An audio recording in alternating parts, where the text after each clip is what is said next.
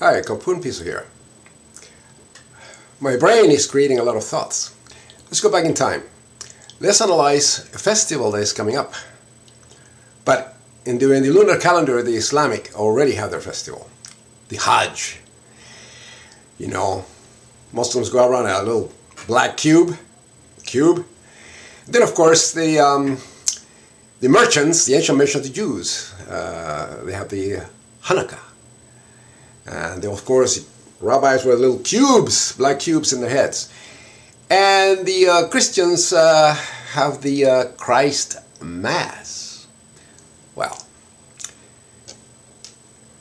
I'm going to tell where and show where this festivals originated from.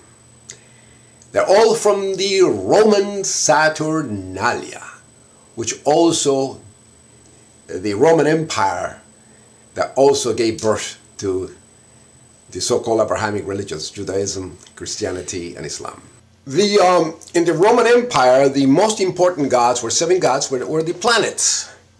And one of the most important was Saturn, a god of agriculture, but the god of agriculture was also the god of time, which is Chronos in Greece. Here is the Roman Forum, and you can see here the temple of, this is the Ark of Vespasian. You have the temple of Vespasian here, and the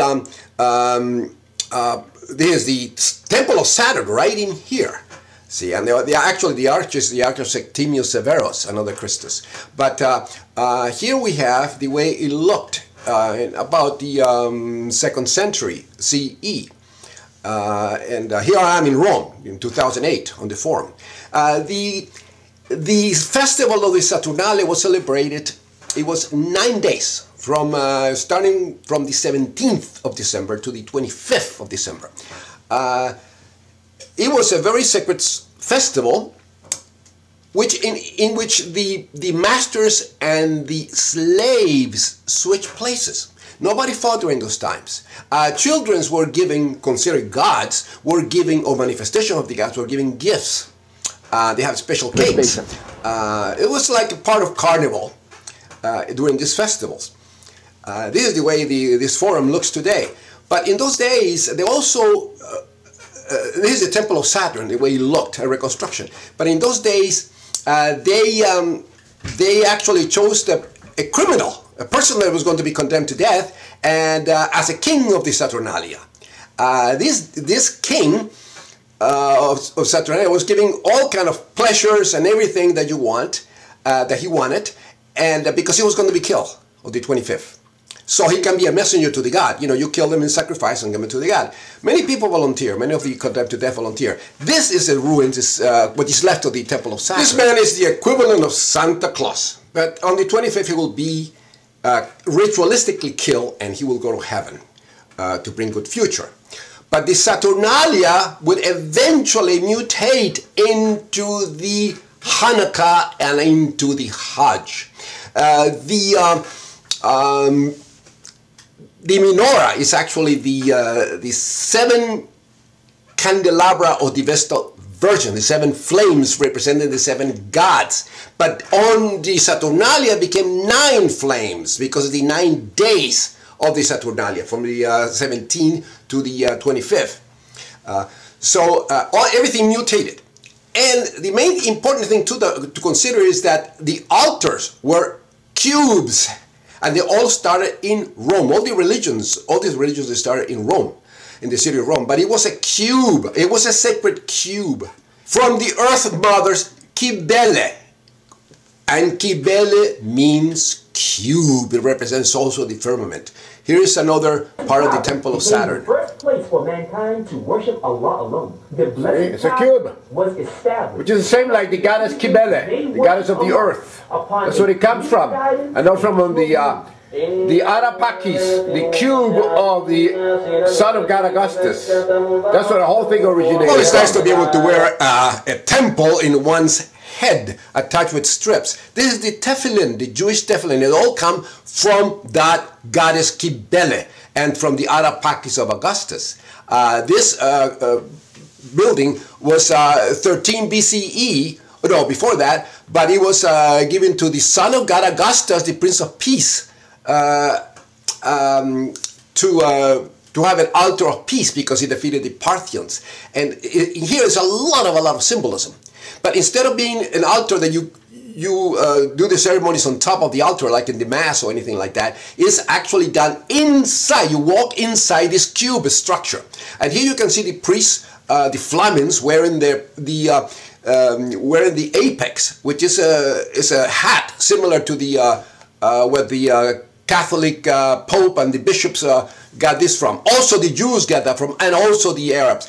The tassels and ribbons were sacred. It was done in all the vestments. When you have all of these little hanging things, tassels are sacred. The snake here is sacred, represents the penis. And you can see the vexillium, which is flags, also with these little sacred tassels. But all originated from the Roman Empire, and eventually will transform into these little tassels of the tefillin. And here in the Arapac is a lot of symbolism, and this is very interesting. Is the cube of Augustus. You can see the sacred ribbons, you know, used in Judaism and Islam. This here is the patera. Tempora mutantur nos mutantur in Iulius. Times change, we change with them. Everything evolved, but this is the way the altar, the cube, originated. The idea of going inside, which eventually will mutate. But everything originated in Rome. Everything originated in Rome. The bucranium that you see here, you know, it represents the lady's reproductive system, the fallopian tubes and everything, which resembles the skull of a bull. The reason was very, very sacred. Here are coins that prove what I said is true. We have to connect the dots to understand this. It is interesting to know that Hadrian, the Christus, the Emperor Hadrian, about 120, he's the one that initiated the idea of the domes, as you can see here in his the Villa Adriana in Tivoli. Immense palace that he had. And he loved architecture. He also built the temple in Jerusalem, the so-called Temple of Solomon in Mount Moriah. And everything is domed. That's what the Judaism, this is the mosque, the synagogue in Rome, and this is the temple of Romulus, also in that particular style, having domes. You see the St. John Lateran. All these churches and temples were treasure houses. That's what the treasure was kept. That's why they are so wealthy. This is the Basilica of Maxentius, the way it used to look. Then we have also the Dioscuri. You look at the cap. It's just like the Santa Claus cap that they have with the star of Venus. And here is the Santa Claus cap. Everything comes from the Roman Empire. Everything. The ancient merchants, the Jews of the Roman Empire, would steal everything from the cult of their savior, Iulius Caesar the Christ, which also Christianity originated from them. The vast Roman Empire had many gods, many religions, all controlled by the Senate of Rome. And they diversified and they started changing. And also every festival from the Roman Empire would become the festivals of today with different names. But the most important one was the one of honoring Saturn, the god of time, the god of agriculture, which is Kronos. And that would mutate into the, which was called the Saturnalia, would mutate into Christmas, or Christ Mass, and into the Hanukkah, and into, eventually, the Hajj. But everything, the same elements, they all have the same elements. If you look and you connect the dots. So, and it was wonderful. It was a festival of lights. And they also have a star. The star of Iulius Caesar the Christ. That was his comet that appeared during his funeral games. And it's called the Star of Bethlehem, the Star of David, and the Islamic star. So everything came from the Roman religion. And that's the reason these people are so wealthy. Billions and billions of dollars. And they don't pay taxes, the retards. Not even the synagogues don't pay taxes, Muslims pay taxes, they're very wealthy.